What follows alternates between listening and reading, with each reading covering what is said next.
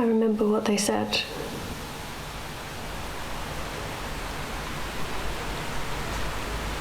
I do remember.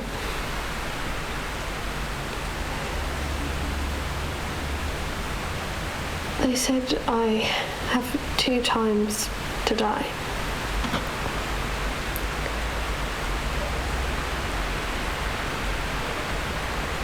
I remember I was scared.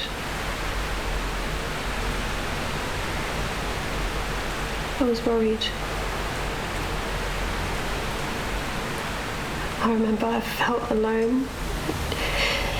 I've never felt more alone in my entire life.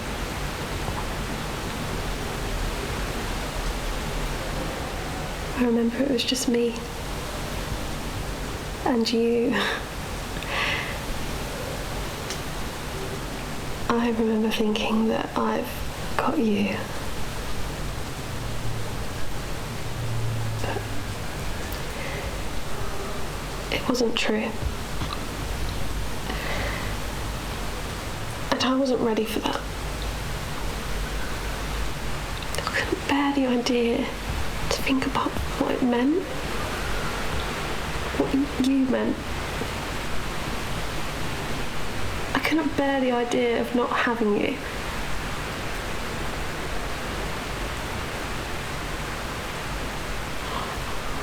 I remember that night. That night when it all started.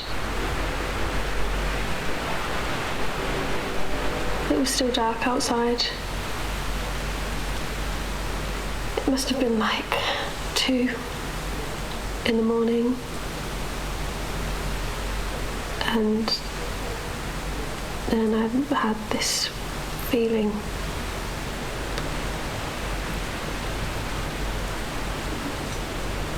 I thought I died. And suddenly there were windows and faces in the walls, staring right at me, judging me, calling me names. I heard a scream, my own scream from outside, and suddenly the floor was pulled out under my legs. The faces were directly staring at me. I remember that night when I felt this feeling between my legs. I felt this liquid between my legs. And then a gust of wind blew out the windows. A stream of blood was flowing inside, while the faces started to cry and scream, and I couldn't breathe. And I heard my heart beating, and then heard the whole room throbbing, and then I woke up. And then I remember knowing what just happened. And you were just gone. And I just died. 2 times.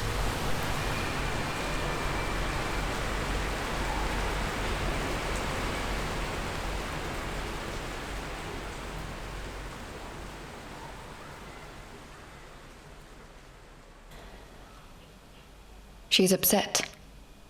She's sitting on her bed with her arms crossed, elbows sinking into her soft belly, avoiding to look at her or to listen. Her face is purple from the strength she puts into her crying. She looks as if she might pop any minute. She's hungry and tired. They both are. The sound is too loud. She cannot shut it out, so she reaches for the baby bottle. Again. It rolled under the bed after she knocked it off in desperate disapproval, covering the carpet in wet stains of spilled milk. Fake milk that she doesn't want to have. She has to twist on one side and lay on her stomach to get hold of it. The stitches keeping her together pull under the bandage, and she feels like her skin will rip off. She puffs painfully while pushing herself up again. holding the small purple bottle tight in her hand. She's still in the middle of her screaming, rolling from side to side and kicking her little feet in the air in disdain. She picks her up and places her in her lap. She takes the deepest breath and shuts her eyes so hard that they eventually begin to water. Please. The screaming seems to quieten, but only for a second. As soon as she catches a glimpse of the bottle, her desperation grows wild. Her head shakes and her mouth spews out its rubbery top whenever it touches her lips. The back of her head presses in her mother's thigh while her chest pushes up towards the ceiling, calling for God's help, the angels, the neighbors, somebody. She looks down at her and feels the usual knot taking shape at the very bottom of her throat.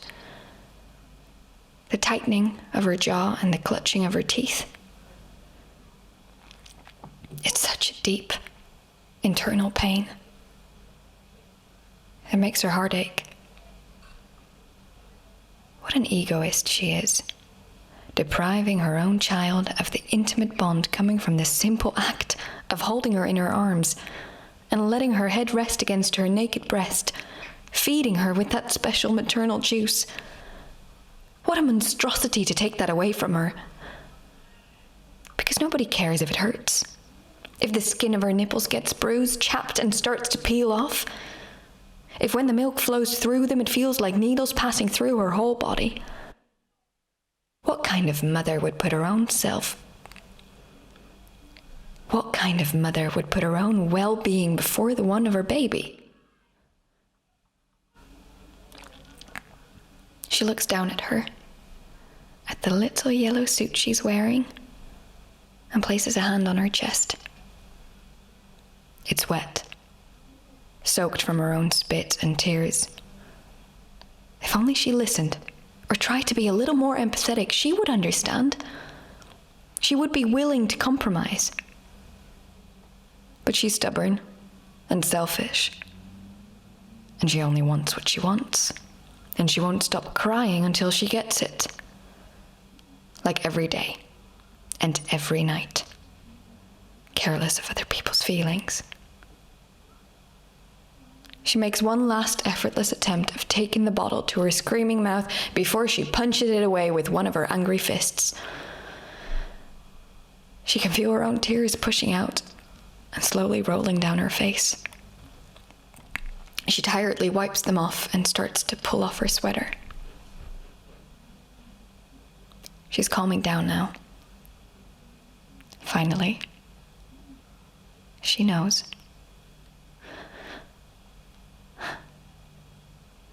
She's never hated the feeling of hating someone this much.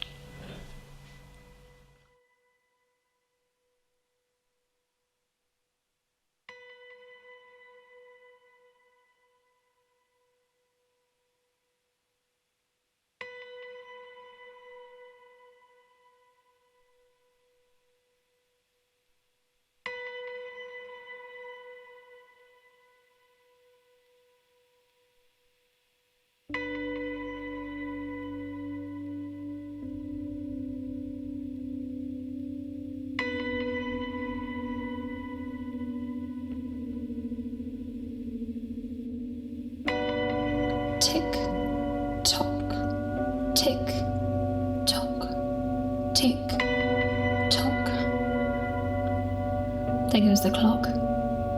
It's mocking me. Even when I'm happy with all that I have and all that I am, it sits in the background, always in the background, reminding me. The sound of it wakes me like an alarm, drags me out of my slumber and shakes me. Time. You don't have long. I know that, but I'm not ready. So, they say, they stand, waiting, they're giddy and eager, they want to know, but I don't have the answers. It's not their bodies being moulded into new shapes. It's not their pain, their financial freedom, their sleep, their sanity, their identity, but I'm the one being punished. There are people people waiting in the wings, inspecting my ovaries without a second glance at my soul. Do you see me? Am I ready? Will I ever be?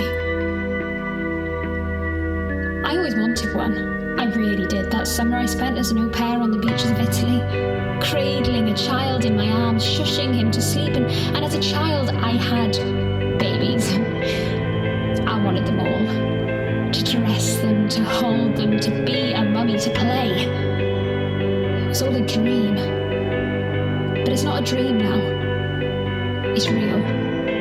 It's my life. Make the choice. Make it quick. How did we get here? 10 years ago they would say, are you being careful? Use protection. Are you sure you're not? No. Okay, good. That's good. And now, when will you have one? Are you trying?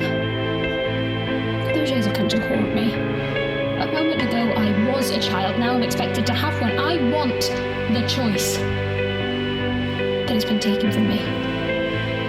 My biological clock, it's ticking. All the evidence tells me. I hear the horror stories. I soak them up. And my mother, she waits for me to be a mother. She was my age when she had me, but I'm not there yet. And I wonder if I ever will be. But we're told, as women, that our natural state is a mother. It's in our bones. But the men, they don't have these constraints. They're not warned about their ticking clocks. They don't fear for their careers or their bodies or their sanities. If they don't like it, they could leave. And they will.